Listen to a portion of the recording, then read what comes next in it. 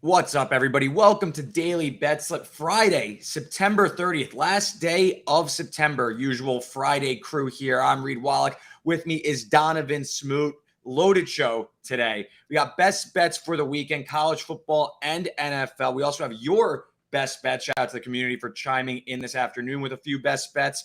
We got predict the hot take for week 4. We're going to give out what we think is going to happen in week 3. No, week 4. Jeez, losing my mind here.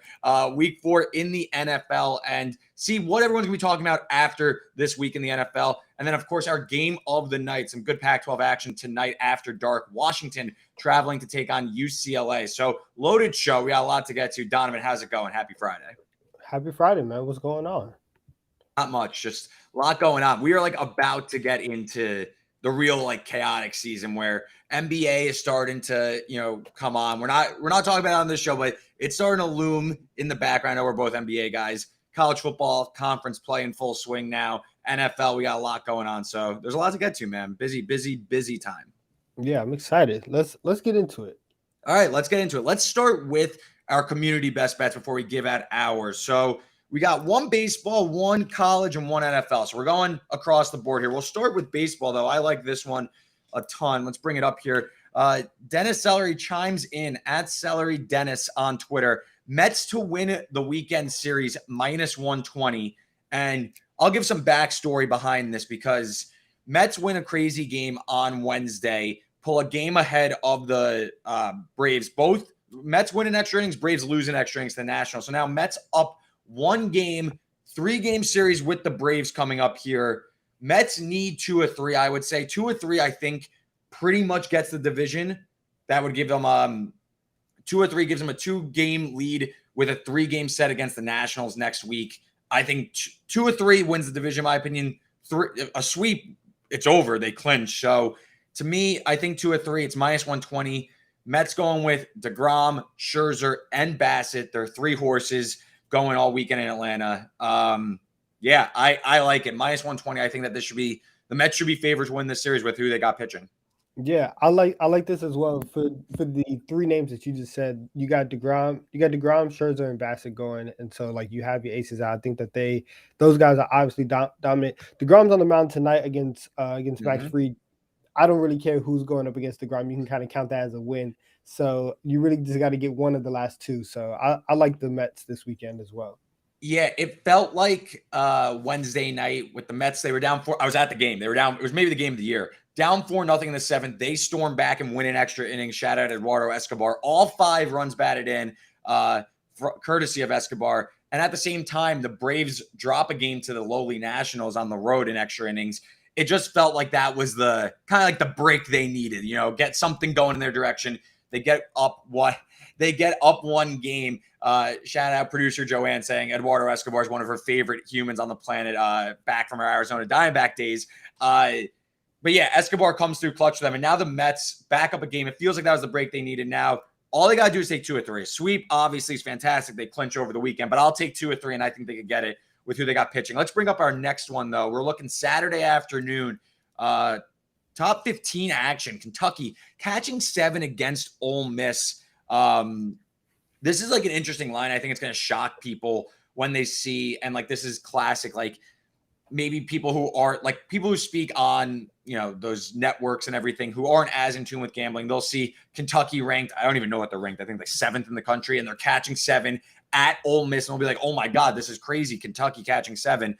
It actually makes a lot of sense. Kentucky, they won that game against Florida ugly. They haven't looked that great elsewise, though. And Ole Miss also not as challenged, but a ton of talent on that team. Their defense looks far better than expectation. The offense still a little behind, but I don't hate that they're laying 7. Would I bet them? Not necessarily. I think, though, the line is somewhat justified with Ole Miss laying points to Kentucky. So I don't think it's out of the realm of possibility. I like Ole Miss as a parlay piece. If it dips back under 7, under that key number of 7, a touchdown, I like Ole Miss. Donovan, any thoughts here?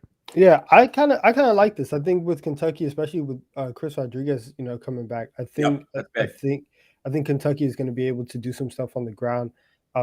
They've like you said, they went to the Swamp and they got to win there. I don't think that there's going to be an environment that's really much tougher than that. And so even though that Ole Miss and that whole place is going to be rocking, they're going to be well prepared, and getting their star running back is going to be very, very helpful. So I don't hate Kentucky at this number.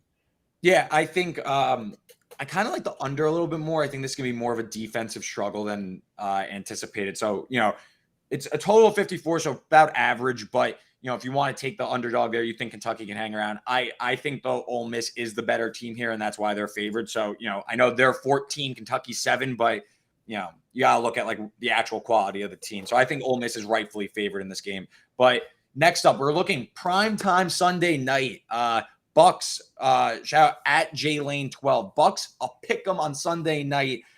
This game is staying in Raymond James Stadium. I know there were thoughts of them moving it because of Hurricane Ian, but that's going to be past the Tampa Bay area by then. So they're sticking there. They're a pick against Kansas City. I also like Tampa Bay in this game. I think that, I think you're getting the Bucks at a bit of a discount because of how they looked against Green Bay, but there were some factors, I think, contributing to why Tampa Bay lost that game. Their top 3 or 4 receivers were out against Green Bay. They couldn't move the ball. The defense still looks nails. I think that the defense of the Bucks is the best unit in the NFC. Just if we're talking offense, defense, I think the Tampa Bay defense is the best. So I think this defense could lock up. I don't think Kansas City's offense is where they want to be just yet. They're still trying to figure it out without Tyreek Hill. So I like Tampa Bay at a pick 'em. I think the Bucks should be small favorites in this game. Donovan, I know you have some thoughts on this game, so we'll leave that on a minimum. We'll kind of leave there, and I guess let's get into it. Right, best bets. You're looking at one underdog in college, 2 bets in the NFL. So why don't you give your college pick out? I'll give my college, and we'll come back to you for the NFL. So you're looking Wake Forest, Florida State. College football. What do you got? Yeah, I'm going with Wake Forest money line in this one. I really feel like Florida State's being overrated. I feel like they're being kind of heavily overrated, and at the same time, Wake Forest is being underrated. We just saw this Demon Deacons team go toe-to-toe with Clemson, push them to overtime in an absolute shootout. And Florida State, they get their opening win against Duquesne. They win on the last play of the game against LSU. Kind of have a low-key dogfight with Louisville, and then you go and you beat Boston College.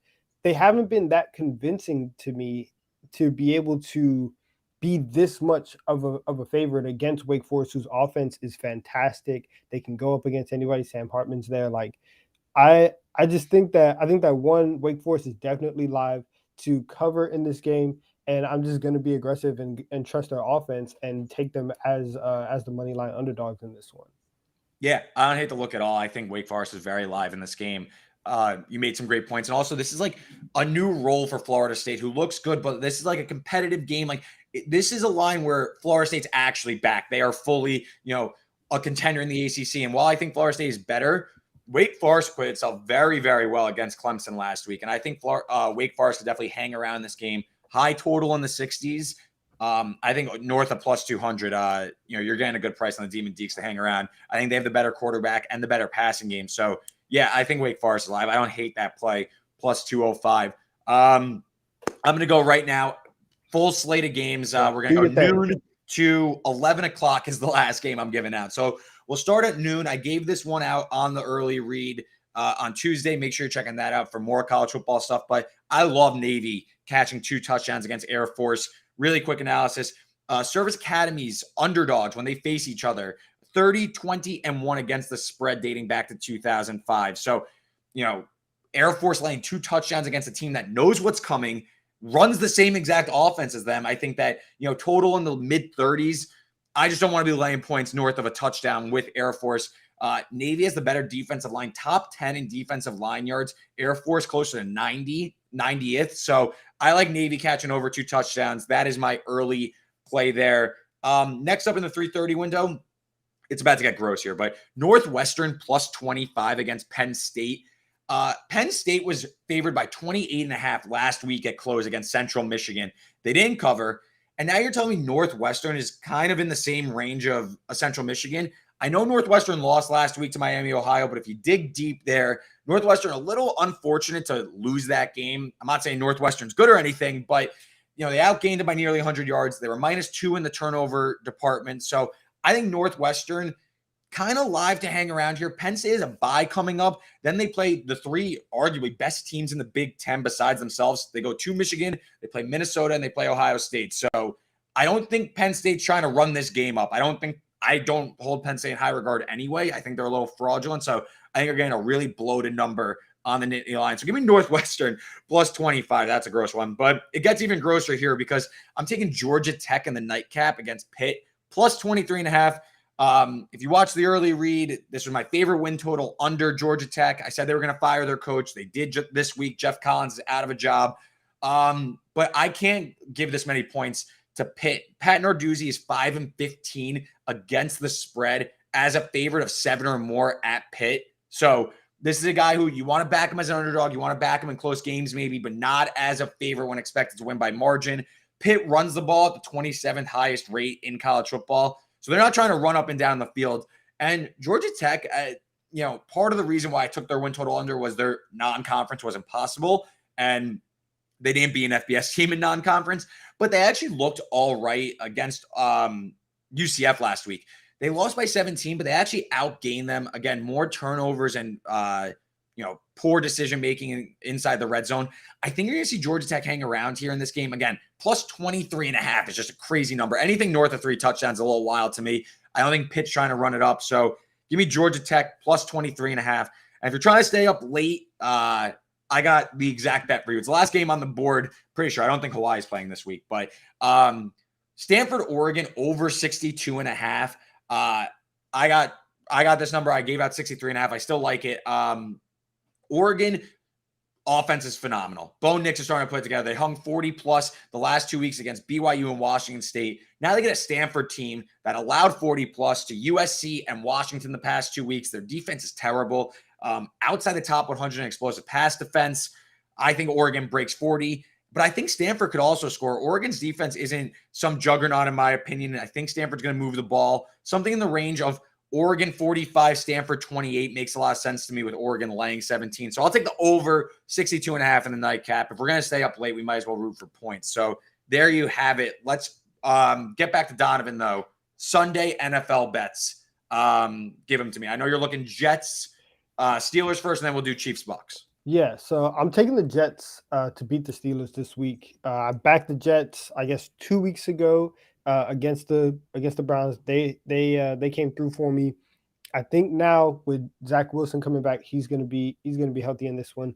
I'm a little bit nervous, like you can be nervous about Wilson coming in and making his first start after that injury, but it's not like he's coming after like a year off. So I think he'll still be relatively fresh. And Mitchell Trubisky's on the other side. And I thought Trubisky was going to be decent this season, and he has not been. And the Steelers' offense and their passing offense is absolutely terrible. They've been somewhat like efficient in the red zone, and they've been able to get touchdowns rather than field goals. So that's why it looks a little bit better. But they are 31st in yards per game and 31st in yards per play. When you get to the passing game, they're 29th in yards per play and 28th in passing yards per game. They can't move the ball through the air. And I think that Zach Wilson, with all the weapons that New York has, they're going to be able to do that. Pittsburgh, they just look so inept on offense. And I really just can't trust them this week. I think that, and look, what I said last week about Malik Willis time impending, I don't know if Tomlin gets there like super, super quickly with Trubisky because it looks like he's really backing him. But it's starting to look like, okay, I think Kenny Pickett might be like, we just have to try something because their offense is just not moving. So I'll take the Jets in that one. And then we get to the other game that we talked about a little bit earlier with the Chiefs and the Bucks. I'm on the opposite side of you, and I'm taking the Chiefs money line. They were minus 1.5 earlier in the week. They're not underdogs. They're 1 point underdog, and I don't understand why we're moving away from the Chiefs. The Bucks, I get it. I like, Mike Evans, he's coming back, but they have not looked good on offense. Tom Brady looks like he's declining. Leonard Fournette, he's been solid, but not great. The offensive line still has issues. And Kansas City, they should have won that game against the Colts. They thoroughly outplayed them. They had some miscues on special teams. You had a muff punt. You have missed field goals, things of that nature. the last play of the game, Patrick Mahomes gets them basically into field goal range, and it's a tip ball that goes into an interception. So that game at the very least should have gone at least into overtime, and we trust Patrick Mahomes over Matt Ryan in overtime. So I think that they play better than the loss last week. And Mahomes, as an underdog in his career, is 6-0-1 against the spread. Right? He's never lost you money as an underdog, and that trend is courtesy of John Ewing. And so I like Mahomes. I think that the offense is being a little bit undervalued because Kelsey's still there, and he just has to hit one guy. It just has to be one guy, whether if it's Juju or Hardman, one of them has to make one play, and they will be fine. And if Tampa Bay can't be explosive the same way that Kansas City is, then they end up losing this game. Yeah, I think that there's still some questions to be answered for this Chiefs offense. Can they stretch the ball vertically, especially against an elite defense, in my opinion? In my opinion, the best defense in the NFL in Tampa Bay. So I don't hate the play. It's not like my most confident play that the Bucks, Bucks money line or anything. I just think they should have been favored in the game, even ever so slightly, and the market moved that way. So I don't disagree with the line movement. We'll see what happens on the field. But let's bring up that recap graphic as we just went through a ton of bets. We'll start with Donovan's. He's taking Wake Forest on the money line plus 205. That's Saturday against Florida State. He's also taking the Jets money line against the Steelers. 2 underdogs, or 3 coming up here, but Jets money line plus 144 against the Steelers. He's also taking the Chiefs against the Bucks on Sunday Night Football money line. So there's Donovan's bets. Mine, going down the order in terms of chronological order, Navy catching 14 against Air Force, Northwestern plus 25 against Penn State, Georgia Tech plus 23.5 against Pitt, and the over 62.5 between Stanford and Oregon in the nightcap for college football. More college football coverage. Underdogs. Yeah, a lot of underdogs, a lot of gross ones on college football. It's a stinky slate. But if you want more college football content, make sure you are checking out the early read right here on the BetSided YouTube page. Also, we are on podcast form. Just type in the early read, and you can see all that on Tuesdays. But let's get into our, what's becoming our weekly segment, predicting the hot take in the NFL. So we're kind of forecasting how we see the NFL shaping out this weekend and what are they going to be talking about on Monday. So little recap. I said last week that I thought the Dolphins were live against the Bills, and people would look at them as AFC contenders. Obviously, Tua injury on Thursday. We don't need to get too far into that. Obviously, hope Tua is okay. But I think we were on to something, though, with that one. We were thinking that, maybe that was happening after, the Dolphins won on Sunday. But we won't get too far into that one because, obviously, there's a lot of uncertainty there. Donovan, you said it would be Malik Willis time in Tennessee. And while I think you're on to something as well, because I don't think Tennessee necessarily looked good against Vegas.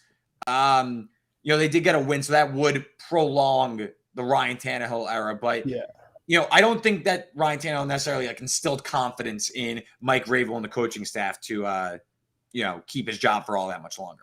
Yeah, we'll count that one, just for my personal record, we'll count that one as a push. Push. Because I don't think Tannehill, I don't even have a stat line up, but I don't think he looked like he was carving up the Raiders' defense. And they almost blew that game, came down to a 2-point conversion. So, I don't think you were wrong there. I think you were definitely onto something. Exactly. So Tannehill finished with 264, 1 touchdown, 1 interception, 70% completion rate.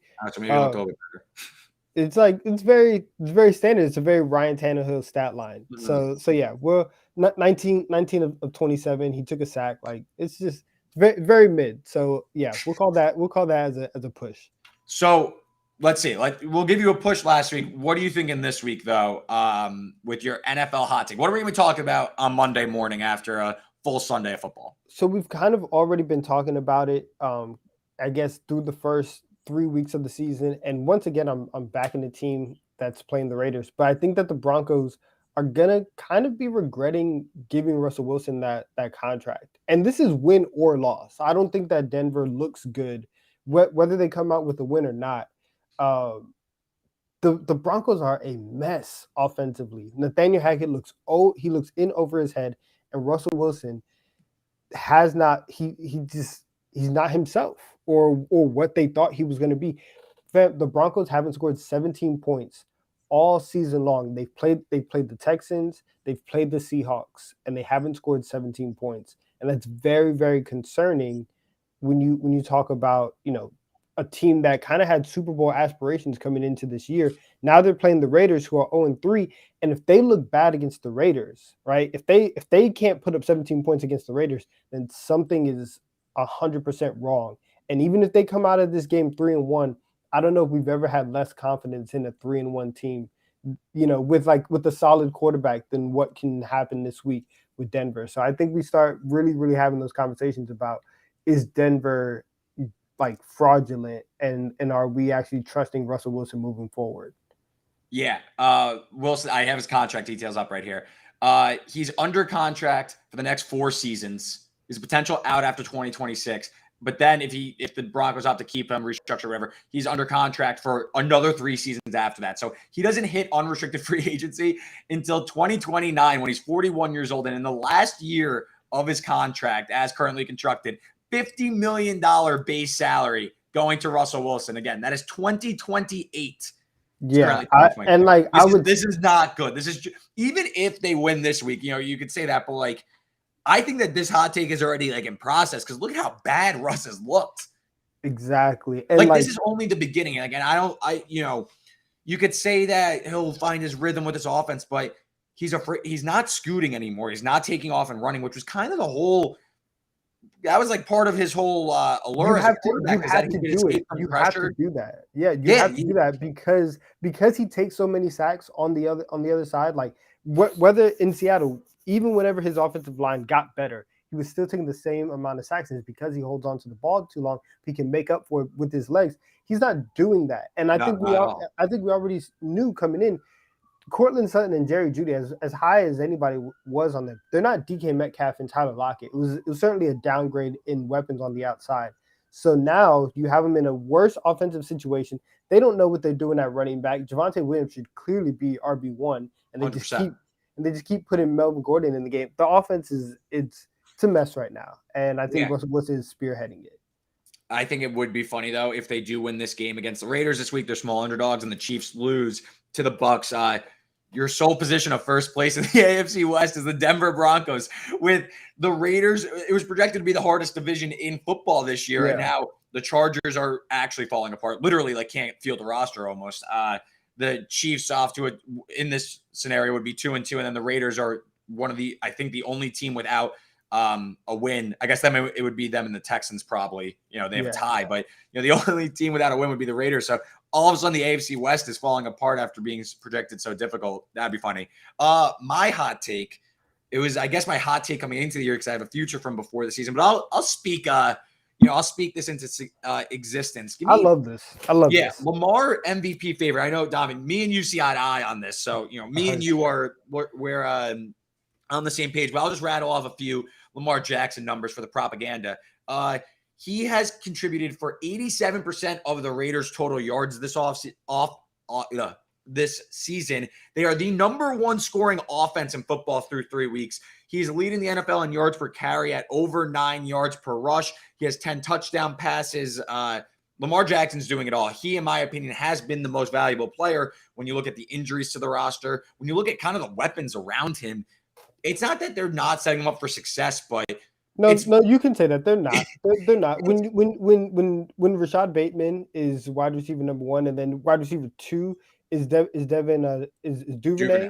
Yeah, and look, I like Duvernay. Shout out Texas. Like he's a very fast guy, right? Awesome punt returner. But as a receiver, he's not that guy. So they're not doing their best in terms of giving him the proper weapons. No, I completely agree. So Lamar's doing all this. Meanwhile, the Ravens don't squander a 3-touchdown second half lead to the Dolphins. All of a sudden, this is an undefeated team, and everyone's talking about how they're Super Bowl contenders. Now they host the Bills. They're 3-point underdogs. I like Baltimore in this game. I think that, first of all, it's going to be an awesome game. Obviously, marquee game. But a lot of things are trending in Baltimore's direction. I mean, you look at this banged-up Bills secondary. There's injuries all over. And also, the spot just screams Baltimore. I already bet them. Lamar, rare occurrence as a home underdog, but he's 2-0 as a home underdog. John Harbaugh as an underdog of 3 or more points, 29, 19, and 2 against the spread. That includes a winning percentage around 50%. So I think Baltimore is live to win this game. And if Baltimore wins, Lamar Jackson will be your MVP favorite. He will surpass Josh Allen and be the MVP favorite come Monday because it will be on his shoulders. He will be doing it. I made this comparison on Twitter a few weeks ago, and Aaron Judge didn't take his contract extension with the Yankees going into the season. Look at what he's doing. He's a homer away from setting the AL home run record, which is kind of a fake record, but that's besides the point. He's still going to break a record that has been created by the media. And he's going to get double the amount of money this offseason. So I think you're going to see Lamar Jackson take off this year and do the same prove it contract year, and he's going to earn it this offseason when the Ravens are going to be forced to pay him when he puts up an MVP like years. So I like the Ravens this week. My hot take is that Lamar Jackson will be the MVP favorite coming into week 5 when the Ravens are on prime time playing their division rival Bengals, which is just another opportunity for this Lamar hype train to keep going. So anything else from there, Donovan? I love it. Again, like you and I, we see eye to eye. And outside of Lamar Jackson, the only person that I would want to win MVP more, my top 3 MVP that I would just want to win, it's Lamar Jackson, it's Jalen Hurts, obviously, and then it's Justin Herbert. And those are my 3 guys. But like Lamar, and it's the way that the Ravens have set up their entire offense and the entire personnel is that he is inherently the most valuable player because everything revolves around him. And Josh Allen the Bills have kind of set Josh Allen up in the same situation where he's also the focal point of the running game. And so you have that aspect of it, but he has Stephon Diggs on the outside. And if you gave Lamar Jackson and Stephon Diggs to throw to, let's, you know what I'm saying? Like, let's see what happens. But that's why the lack of weapons, at least because, listen, Mark Andrews is great, but the lack of weapons on the outside is really, really a driving force for Lamar's case. So I'm with you. Absolutely. I think, just really quick before we get to game of night, like MVP as a whole is quickly becoming like a 4-person race, if that. Like, I think you got room for Lamar, Josh Allen, Mahomes, Hurts. Tua's now hurt. I don't really buy the Trevor Lawrence hype. Joe Burrow isn't really getting it done so far, so he's a lot of it. Like, I think you're looking at those 4 are probably making up your MVP race right there. Again, Lamar, Josh Allen, Patrick Mahomes, and Jalen Hurts. I think if there was a 5th, it would be Trevor Lawrence, especially if the Jaguars. It's a little too early to tell on Trevor. If they can go into Philly and get this game, though, he gets in there. Okay, sure, but I don't think he's gonna win the. Like, I guess, like, if you want to take a long shot, it's probably Trevor. But like those 4 probably like 95% of the time probably winning that award. Yeah, he's gonna be like the Devin Booker type of guy where it's like, he should get some love, and we can say it, but we're not taking him seriously. Because like the Jaguars probably win, like, even if they win the division, they're not gonna put up like records that like probably those 4 other teams could comprise. Yeah. I am a little afraid that Jalen Hurts, like, he won't win because of the narrative around him. Just look at the team around him, look at the coach. Like, I think Sirianni Coach of the Year is probably the most likely award for Philly because they're probably going to win a lot of games. Not saying Jalen Hurts doesn't deserve it, but like just like trying to piece this together. So you can maybe knock Jalen Hurts out of it. So you're looking at like a 3-man race between Mahomes, Allen, and Lamar. I just think there's a real runway here for Lamar to become the favorite in the next few weeks. And, then you could bet it from there. So there's kind of like my MVP analysis. But let's get into game of the night, though. We're going to go back to college, late night action, Washington, UCLA. Really interesting Pac-12 matchup here because Washington has kind of been the darling of the college football world so far. They've had 2, we'll call it, challenges so far. They beat Michigan State at home, but Michigan State was down several key players. They now look like a train wreck. They got absolutely boat raced by Minnesota at home last week. So that win may be a little depressed. Stanford looking like a mess. We spoke about that Stanford team a little bit earlier in the show. But now they're going on the road for the first time this season, taking on a UCLA team that has been challenged even less than Washington. They played one Power 5 team so far this season in Colorado, who might be the worst Power 5 team. They destroyed them, of course.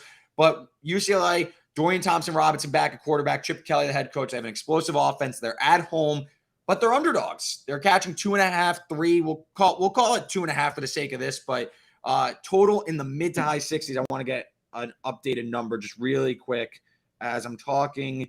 We're going to get up to Friday, and we're going to say that the total is 65.5 right now. So sky high total.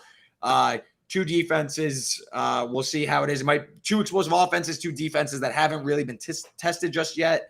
Donnavan, where are you looking in this game? Is Washington going to hold up their end of the bargain and go on the road and get a Pac-12 win and kind of cement themselves as contenders in the Pac-12 this season? I think they do. And I think Okay. Washington wins. I think that they cover. So I'm taking Washington -2.5. UCLA, like you said, they have not been tested at all this season. They start with Bowling Green, then they go to Alabama State, South Alabama, and then play Colorado, who I know you've said they're the worst Power 5 team in the country. And it's like, okay, that's cool. You have your like before you get into the meat and potatoes of your schedule, you always have a little like some cupcakes that you're supposed to take care of. But Washington on the other side, they had their cupcakes in Kent State and Portland State. They go out and they win comfortably against Michigan State, and then they win again comfortably against Stanford. Obviously, those games have all been at home, but UCLA, since Chip Kelly has gotten there, hasn't been great in this spot. So they're 5-5-1 against the spread as a home underdog, and they're 4-7 straight up. So this isn't necessarily a spot where Chip Kelly has had his guys 100% ready to play. I think Washington has been tested just enough to where the road environment, and again, it's a UCLA home game, so it's not going to be a raucous crowd. Like that's not going to bother anybody. So it might low key feel like a home game for Washington, and I think that they end up getting this one. Yeah, I think that I think Washington's good. I'm just afraid that they have not been tested just yet. Mm-hmm. Michigan State, I was on watching that game. They didn't have Jaden Reed, their star receiver. They didn't have Slade, their star D tackle. It was just a banged up Michigan State team. And Michigan State was able to move the ball up and down the field, especially in the second half. So, where do we rank Michigan State now? This is a team that, like I said, just got destroyed by Minnesota. Maybe they're just not very good this season. And Stanford, to me, terrible. I watched that game. Stanford probably should have covered in that game, but they couldn't, protect the ball. Several fumbles cost them that one. But again, Stanford got into the mid-20s on that one. Now you're going on the road for the first time to face easily the best quarterback they've seen in Dorian Thompson-Robinson. Guys, a human highlight reel, explosive plays on the ground, through the air. I think UCLA is going to be able to score here. And again, like if you want to make this a pick, maybe like UCLA small favorite, sure. I just think that this is a bit of an overreaction to Washington winning at home, winning against teams that I think are worse than UCLA. I just think you got to take the home underdog here. This number's coming in, so maybe there's some action coming in on UCLA. +2.5 is fine because I think high total, this game might go down to the wire. Last team with the ball wins. I think Washington's good, but I got to see them go on the road and get a win against a quality team before I start, anointing this team as a Pac-12 contender. I think both defenses can be had, but I'll lean with the home team, the home underdog. Again, I think this should be like maybe UCLA small favorite, not UCLA catching points. So, I'll take UCLA. The lack of competition is a little scary, but I do think Dorian Thompson-Robinson, he runs hot and cold, but I've seen him run hot, and I'll take my chances with that because it's happened enough. So give me UCLA as a home underdog. Me and Donnavan will go a little heads up here. Last week, how'd that go? Last week, what happened last week when we went heads up? Man, I don't even want to talk about that. I don't even want to talk about that. Top of the upright, Arkansas loses in a heartbreaker. A&M gets it done.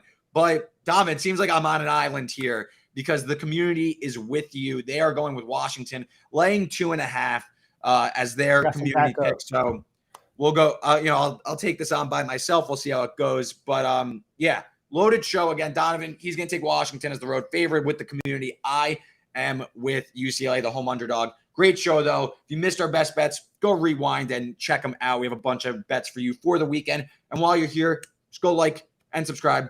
BetSided. We have a bunch of stuff for you. We have pre-game coverage every Sunday with Ian McMillan and Matt Verderam. We have the early read on Tuesdays at 1 p.m. Eastern, giving you all the college football plays. And we also have Daily Betslip Monday to Thursday, 5 p.m. to 6 p.m. Eastern, 4 p.m. to 5 p.m. Eastern on Fridays with Donnavan and I. And that's our show. Big shout out to Joanne Woodcock, our producer behind the scenes. And I wish everybody a profitable weekend, and we will see you on Monday.